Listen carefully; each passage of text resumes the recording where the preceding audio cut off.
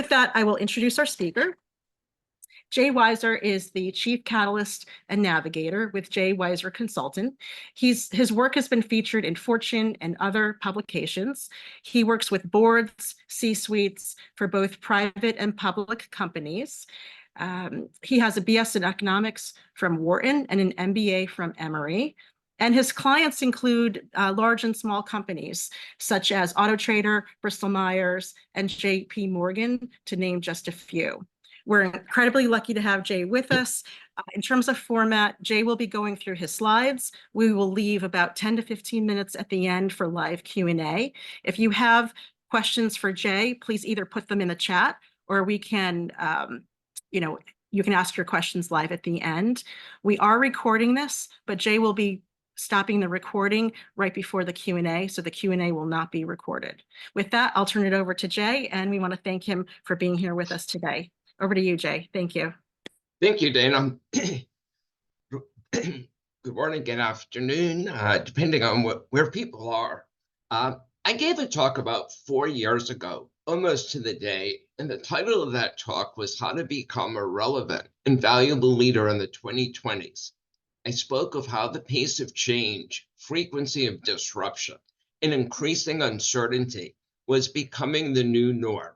Little did I know.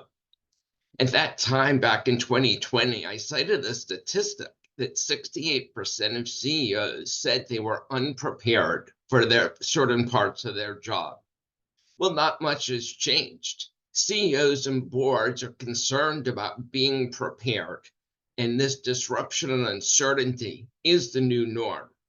According to the World Economic Forum and the Conference Board and other expert prognosticators, we are looking at more, not less, disruption and uncertainty.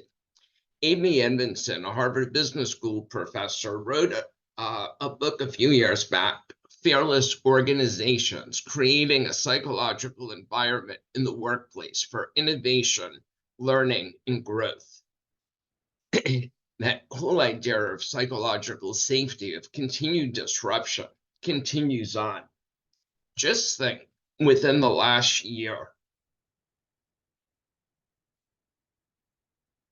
we've had so many disruptions. I read an article in the Washington Post right about the turn of the year, and it went through week by week what was happening in the world, what was happening in the US. And I swear, every single week, there was some type of disruption, some type of new uncertainty.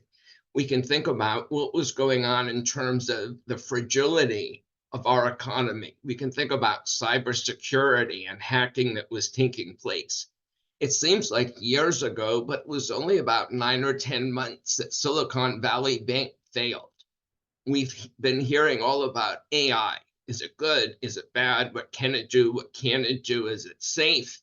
And we have the geopolitical crises that abound around us. Ukraine is still going on. There's threats in terms of China and Taiwan, North Korea.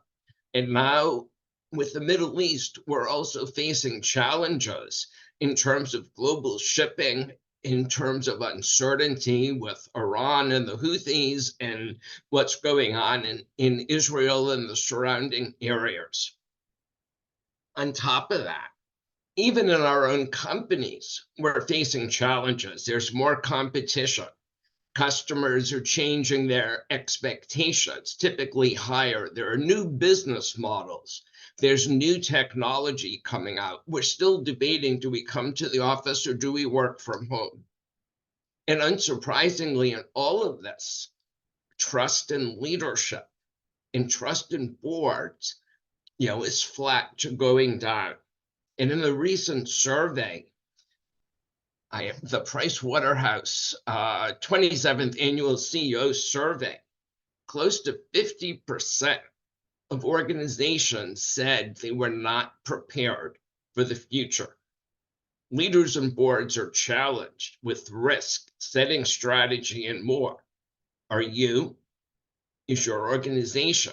Is your board? Let's find out what you think. So there's a QR code here. If you would scan that with your phones or use slido.com with that number. This is going to enable us to do a number of real-time surveys. Now, when you do the surveys, it will not ask for your name. So everything is anonymous. The only thing I'll see are totals. Now, typically, I would have asked you how ready you feel, but I know we all have a tendency to inflate our own readiness. So I have two better questions to ask. The first question is your leadership team future fit and ready to guide and enable the organization to thrive in the future? So if everyone would please cast their votes.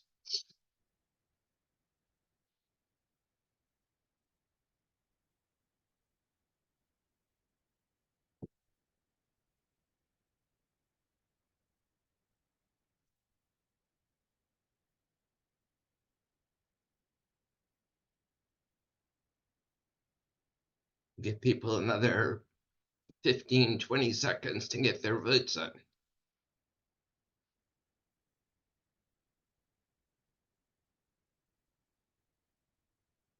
Looks like we have half of the people voting. Another 10 seconds, please get your votes in.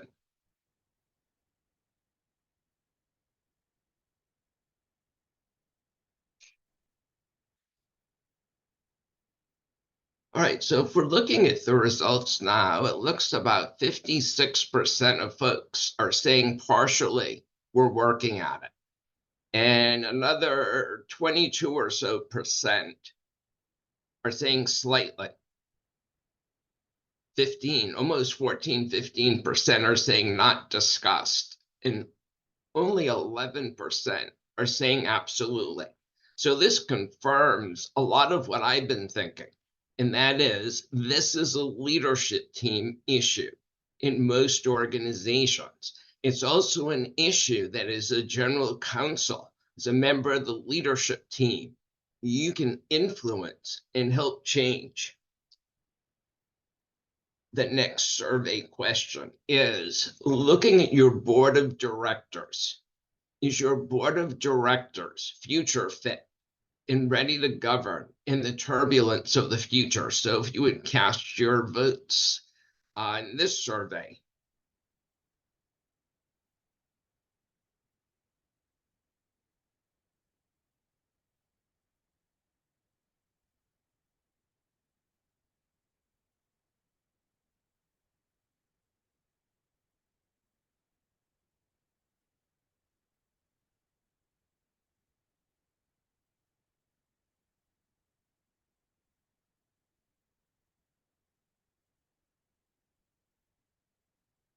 You have about 50% of the votes. Another 15 seconds if everyone would get their votes in, please.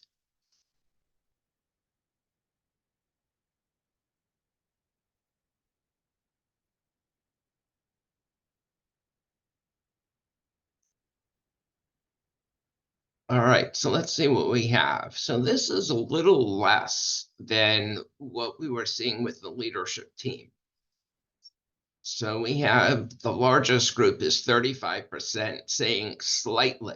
They're thinking about this and considering action. About a third are saying partially. They're working on this. 15% are not discussing. Let's see, about 12% of you are not sure, and only 6% are saying absolutely. So again, it's a leadership team issue. It's even a bigger board issue. And for those of you who work with your board to attend board meetings, this again is an area that you can influence and help shape their future readiness. Excuse me, it's also important when you think about what type of directors boards need to bring on, what kind of capabilities do they need? Thank you for your participation on the surveys. So many of us, investors, regulators, employees, customers, stakeholders are concerned about corporate and board governance. Just by looking at some of these quotes, you can see that boards in some cases are unable to meet expectations. The conference board stated this very question only a couple of weeks ago when they released their C-suite outlook for 2024. And the challenge is, how can business leaders win through the chaos and disruption and become tomorrow's future-ready leaders? It takes different capabilities to do that. A statistic that really surprised me was the one from PwC. 45% of CEOs said if their company continued on its current path, their business would be viable for less than 10 years. So the demands are high. These matters are not to be taken lightly. Just look at some of the recent governance failures in the last 12 to 15 months. I mentioned Silicon Valley Bank earlier. We've heard about Boeing with the 737, I think it's the 900, and previously the MAX, FTX, and OpenAI. All have been in the news, the boards, the organizations. They've all had some common reasons for these governance failures, whether it was a failure to identify, assess, and manage risk, a failure of strategy in terms of how they were managing and monitoring strategic performance, issues with board relationships and dynamics. How is that board working together? How are they sharing information? What issues were they discussing? In personal integrity of various board members, CEOs, etc. So I think it's important to take a look at the foundations of good governance. Now, when we talk about good leadership and governance, there are 4 key elements in this model I'm going to share by Professor Counsel at IMD at European Business School. The first one is about having the right people, people with the right skills, capabilities, mindset, so they can think about and have that discussion. Second, it's about having the access to the right information, not just what you're given, but what you need to look for and ask for on your own. Third is having the right structures and processes in place. On the board side, what are the committees you have? How are they structured? When you're thinking about within an organization, you're thinking about processes like strategic planning, investment committee. How do you manage the portfolio of initiatives, risk, and so on? And lastly, which was one that was just mentioned, as a point of failure for boards, is the group dynamics in board culture. Are people able to speak freely and candidly in the board meeting? Is that our voices heard, or are they dismissed? How does the board work while being independent, but also collaboratively with board members and members of the leadership team? We'll talk about each of these pillars as we go through the rest of the presentation. Now, one of the things we're seeing, governance expectations are increasing because of the turbulence. There are new topics, there's new ways of looking at risk, there's AI, there's a breadth of issues, the war for talent, human capital. The boards are expected to do more. And if you think about the domains on the left in the blue, think of them as topic areas. From is where we've been. Some companies, maybe we're still there. And 2 is the future state, which I believe and leading experts believe we need to get to. So we think about crisis response. Historically, we've been reacting in the moment. We're very often unprepared and we're caught off guard. In the future, we want to be prepared. We want to be able to respond intentionally, thoughtfully. When we think about who are we focused on, historically, it's always been shareholder, shareholder, shareholder. And now it's more going towards shareholders and stakeholders, as we realize stakeholders can drive a lot of value in our business and need to be paid attention to. When we think about the board role, we've all heard the statement, noses in, fingers out. But what that's come to mean for a number of boards is about being deferential to the CEO and the leadership team, being passive board members. We can't continue along that path. Now, we don't need to put our hands in, but we do need to put our heads in terms of how we think, in terms of what we ask, in terms of asking questions, being more actively engaged. Sometimes we need to pull back, look at the big picture. Other times we need to dive in and ask questions so we understand the detail. And if we think about board composition, historically, it's been retired CEOs, CFOs, and more the same type of thinking, same type of look, kind of that legacy and traditional approach. Going forward, there's a demand for board members to be more qualified, to have a broader array of capabilities, particularly in some key functional areas like HR, IT, and marketing, especially when we're thinking about growth. And when we think about beyond the board, let's look at general counsels and your role and how that's expanding.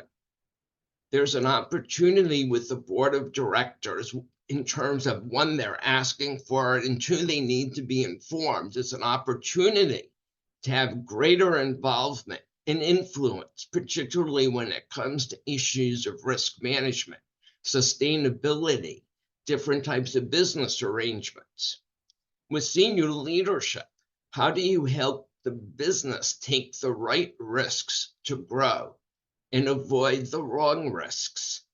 It's not about being just about compliance and making, finding ways to say no.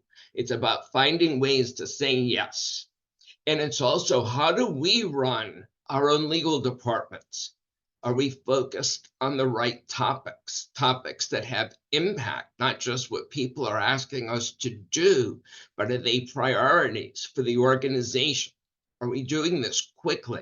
Because businesses can't wait for long, arduous decisions. And it's about building effective and efficient legal organizations, recognizing that there are certain tasks that are more commodity-based, that in the same way that finance and other functions have had to automate or outsource, so you can focus on the most valuable activities. And the thing here, in all of these cases, general counsels are being asked to do more. Senior leadership wants risk-aligned guidance and decision support, and they want this faster. Yet, according to a recent Gartner study, many legal leaders lack confidence in some of these critical capabilities. Why is that? I think it's because existing capabilities, the way many of us have come up through the company in legal practices, that those capabilities are not sufficient, let alone adequate. In this quote from Future Shock, it's a little surprising, 54 years ago, the illiterate of the 21st century will not be those who cannot read and write, but those who cannot learn, unlearn, and relearn. And I think unlearning is the biggest challenge for a lot of us and our colleagues. It means we need to let go of the way we've done things that are no longer relevant, that are no longer effective. So I'll ask you. We need to,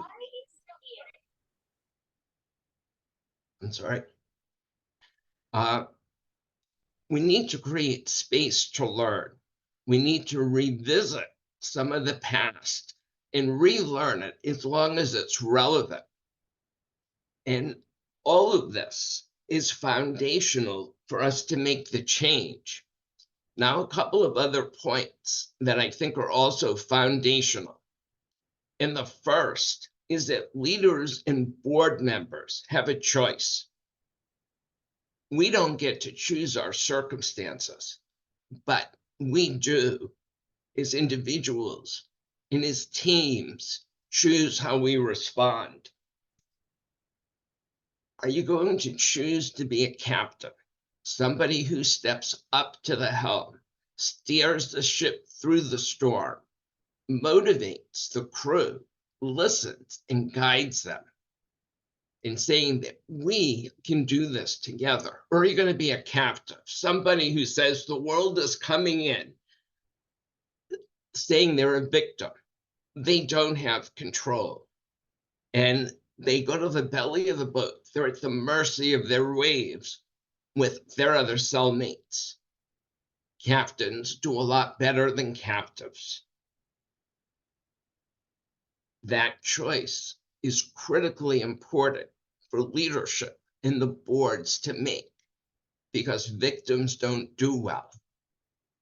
Now, the next part is the need to see, think, and do differently. Let me tell you what I mean.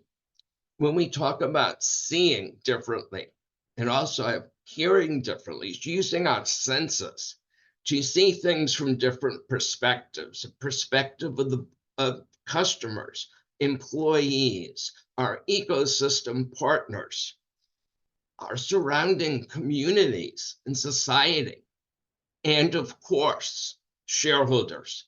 It's also about the ability to zoom out, see the big picture, but also zoom in to see details. Now, doing that is great, but we also need to think about it differently in terms of the models and mindsets and frames of reference we use.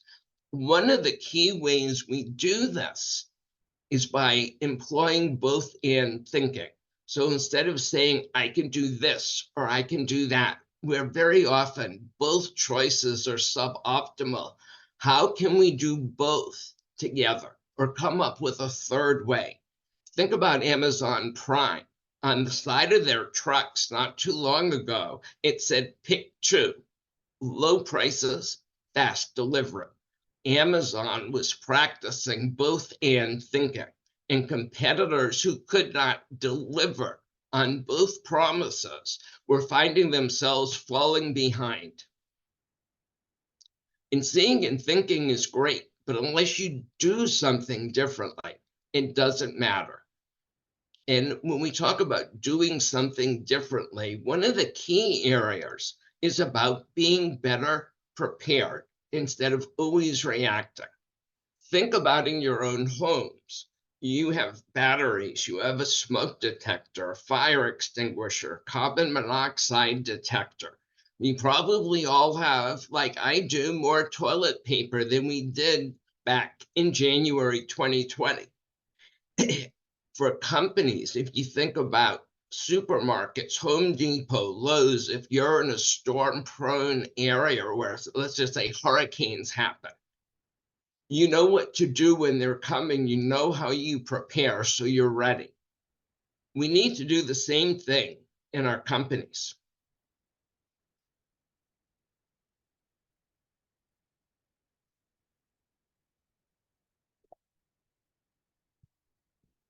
So new capabilities are needed to thrive. And that's why I came up with and developed the 5 leadership superpowers, because that's what's necessary to face the complex challenges that we're facing and will face. A couple of key points. First, the superpowers do not replace core leadership capabilities. Leaders still need to have a vision. They need to develop a strategy. They need to communicate it clearly. They need to lead. They need to set goals. All of those things are still important, but the superpowers serves as an overlay set of capabilities. And the superpowers help leaders navigate 5 tensions that in the face of disruption and uncertainty in a future that we're not sure what it's going to be. That these tensions all need to be managed. And what's interesting is I came up with these superpowers. I also realized that this is the way I've been thinking for some time. It's the way I've been working with my clients. But this was a chance to actually codify and put this more into practice and share it with others. The first superpower is about being a present futurist. So it's recognizing we just don't think about the present or the future. We need to think about both and integrate that into our decision making. Second is being an experienced learner. So it's not just relying on our past experience and expertise, but it's also about learning and combining those two together. Preparedness, being a prepared risk taker. Risk taking is a part of business. In all of our decisions, we're making no decision or taking no action has risk. But it's important to also be prepared. So that prepared risk taker is a much better place. Fourth is being a strategic executor, recognizing that strategy and execution, strategy and operations are linked. You can't have one without the other. And fifth is being an accountable collaborator. It's recognizing that collaboration across functions, across organizational boundaries is important, and for those teams to have shared goals and to be accountable for achieving them. So those are the five, and we're going to dive into each one.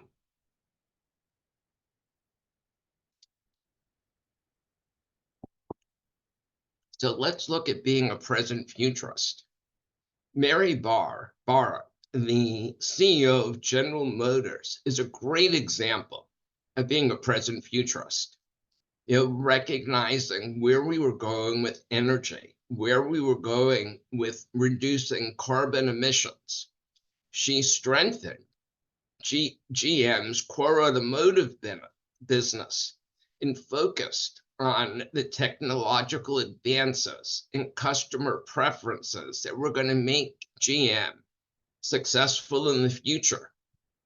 In doing this, she steered GM towards an all-electric future with plans, I believe it was last year, talking about launching 30 electric vehicles by 2025 and being carbon neutral by 2040.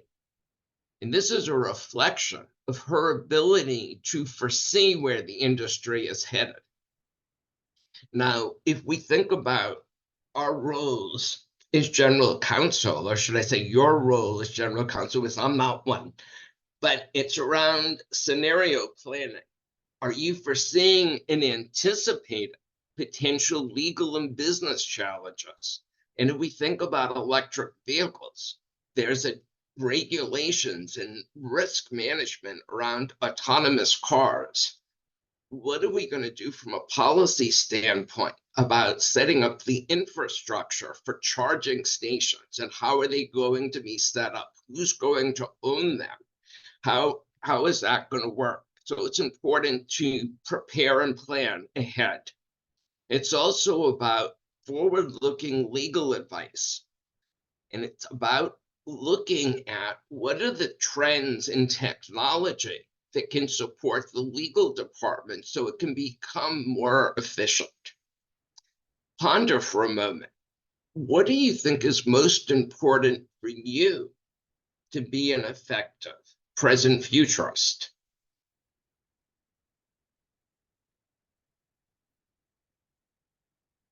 Being an experienced learner is essential. Now, in this case, Satya Nadella, he doesn't rest on his laurels. He's always learning. The people, the leaders he worked with talk about him asking questions, leveraging his experience, but open to being challenged. He has shifted Microsoft from a know-it-all culture to a learn-it-all culture.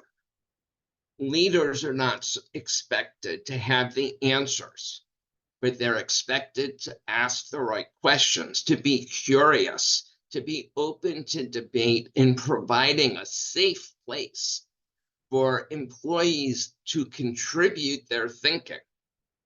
It's about continuous learning. It's about fostering that debate. And again, if we shift to, well, what about general counsels and legal departments?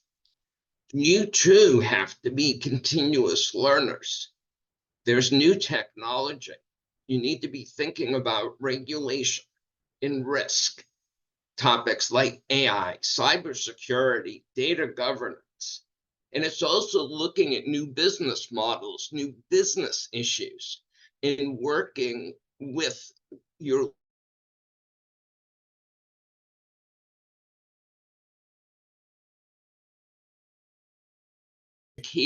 remember, we should be partners, not adversaries.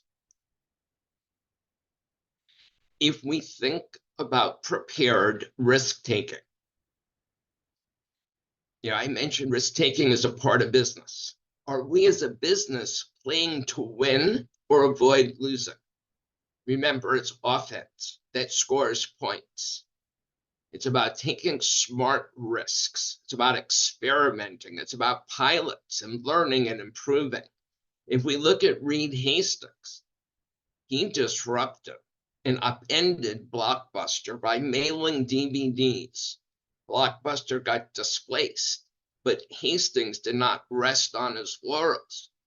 As streaming came into the fore, he cannibalized that cash cow business of the DVDs and dove straight into streaming.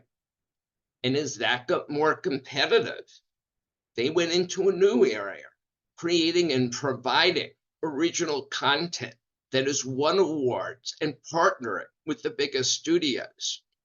Now, even going forward in terms of how they can grow, I noticed when I was watching a Netflix show this past weekend, I had an option to pay more money if I wanted the Ultra HD experience.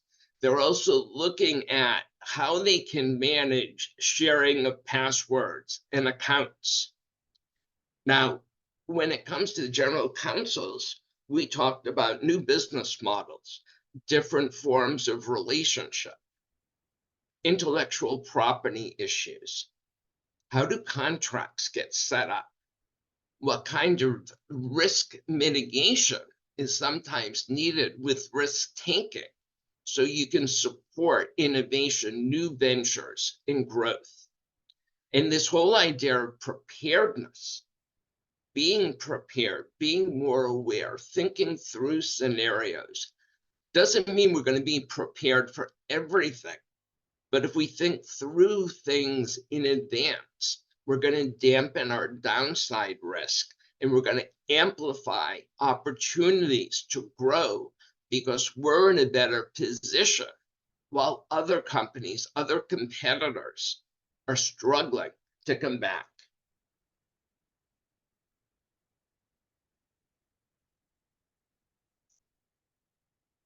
The next one is being a strategic executor. So having a strategy is not enough. It's about being able to realize and execute. In the case of 23andMe, Ann Wojcicki, the co-founder and CEO, she saw the potential of direct-to-consumer genetic testing to feed the ancestry business, and did it before it became mainstream. Under her leadership, when you think about execution, she navigated the regulatory challenges, and she provided consumers with ancestry insights. And now getting into actionable health information, she has formed partnerships with pharmaceutical companies to leverage that genetic database to provide personalized medicine. Now, with that, comes challenges. I was reading just yesterday, they had a recent investor event. And since going public, their value has actually come down because they have two distinct businesses, the ancestry direct-to-consumer genetics and the drug development business, which tends to burn cash. And looking at how they both get valued, and now talking about the different ideas being floated around. Should they be two different companies? How should that structure work?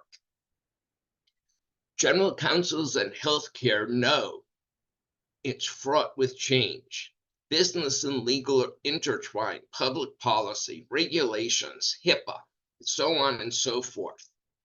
So you have a role when it comes to strategy execution. How can you make things easier? How can you help connect the dots? And the fifth superpower is being an accountable collaborator. So we know that to solve complex problems, we need to work across functions. If we look at the Mayo Clinic, if you have an illness and you go to the Mayo Clinic, instead of having to go to all different departments, your care team comes together. It's an interdisciplinary team and they come to you. So that's collaboration directly with the patient. They're also collaborating with health systems across the country to share information, to share lessons learned. They're working with industry in collaboration with Google, with GE Healthcare. How do we better use information? How can we create useful technology? That's the collaboration side, but they're accountable collectively for sharing research, improving patient access, and most importantly, improving patient outcomes when we think about the cancer moonshot. Now, when you're talking about accountable collaboration, particularly with partners, general counsels get involved when it comes to partnerships, alliances, intellectual property. How do we think about commercialization?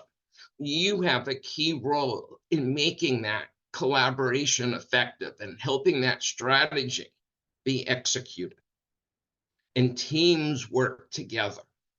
They need to be empowered, enabled, so they can find the way to get things done without being micromanaged. So those are the five.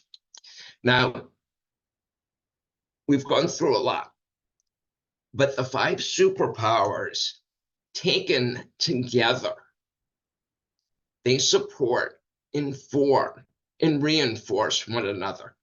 So think about for a moment, being a present futurist, better anticipating the present helps you figure out, well, what capabilities do I need to build? What risks might I need to take or be prepared for? If you think about experienced learner, that integrates with all of them. Now, I think it's important to highlight some of the benefits. Now, if you think about each of those superpowers, if you have them in place on your board, on your leadership team, you're going to have an improved contextual understanding. What's going on now, how people are seeing it, what are the issues, but also having the foresight to see out into the longer term. You're going to be building critical capabilities that you need for the future and a learning culture where learning becomes continuous. So you're ready for what's coming next. You're able to be more flexible, think through alternatives. It's about being more risk intelligent and proactive in terms of how you prepare, how you get ready, and how you think about risk. All of these things help improve organizational effectiveness. And a board doing this or a leadership team is going to have future-ready, more effective governance. What kind of results? Well, when you're doing these things, you're dampening downside risk because you're going to bounce back faster and you're going to be ready to pounce on opportunities sooner than your competitors, which is going to amplify your upside return. Performance is improved because you're reducing drag. You're able to do things faster and make better decisions. All stakeholders get greater value. Customers are better served. Their needs are anticipated. They have a better customer experience.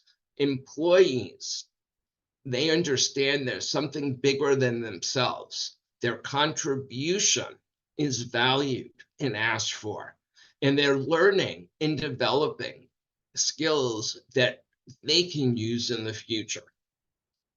Your business partners in your ecosystem are benefiting because goals are shared. They know what everyone is working towards, and how do you help them help you be successful? And shareholders win because of all of these things happening, and because customers are staying, they're buying more, new relationships are formed. You don't have the turnover. Employees are more engaged and productive. So all of these come together to drive sustainable increases in value.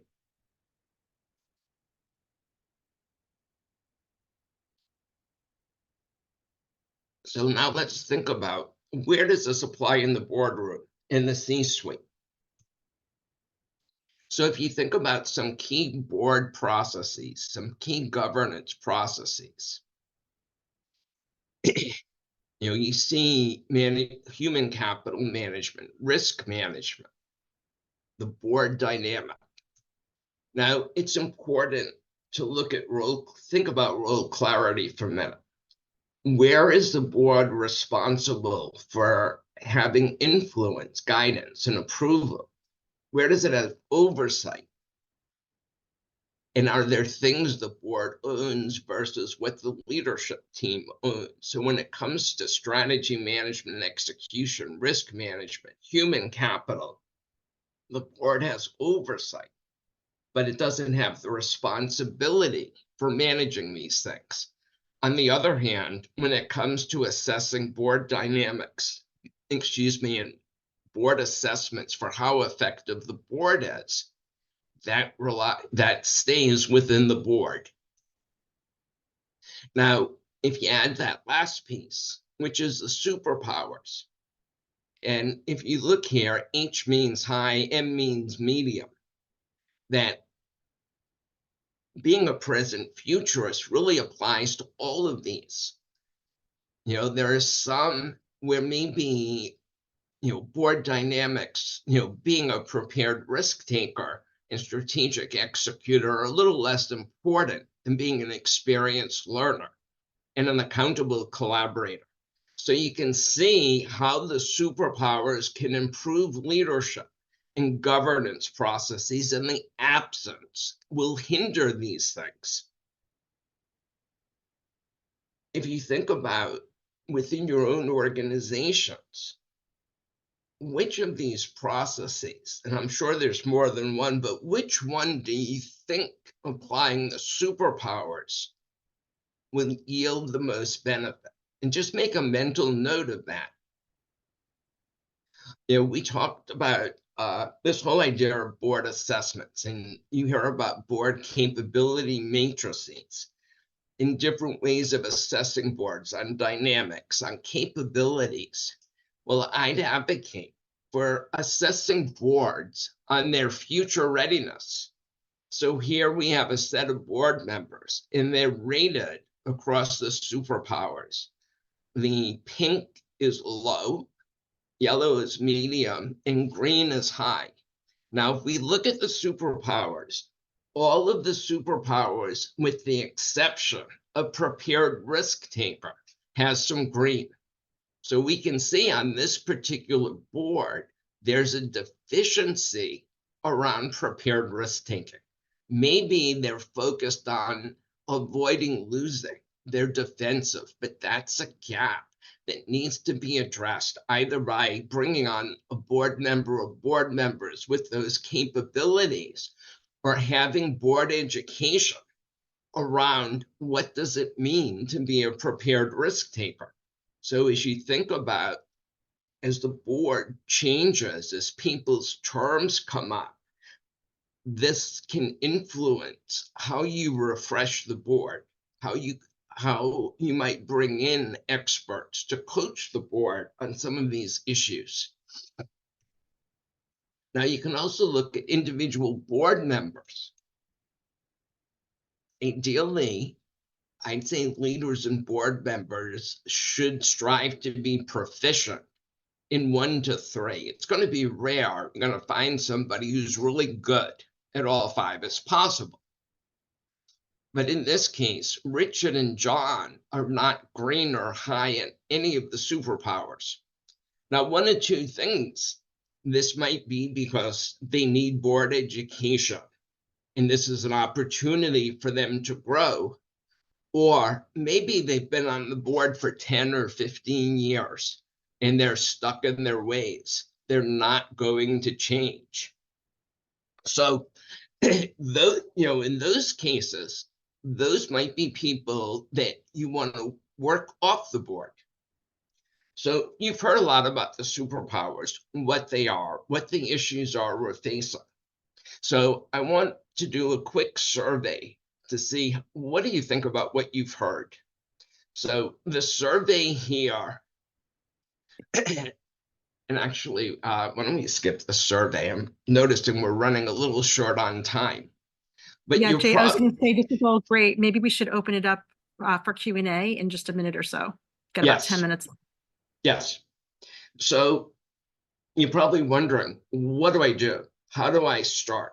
Well, I think it's important to review today's content. Think about 1 or 2 questions that will prompt thinking about that superpower when you're working with your leadership team, your legal team, your board. Think about upcoming meetings. Which superpower is most relevant? And using that to prepare for the board meeting, to think about what you want to incorporate in discussions, and use that question list. Now, how do you learn more? I'll be sharing this deck with all participants, so you'll see this, but I offer an individual future readiness assessment. I have an upcoming lunch and learn, and you can connect and follow me. If you're thinking about your leadership team, request an organization future readiness assessment. Schedule a lunch and learn in your organization or a workshop.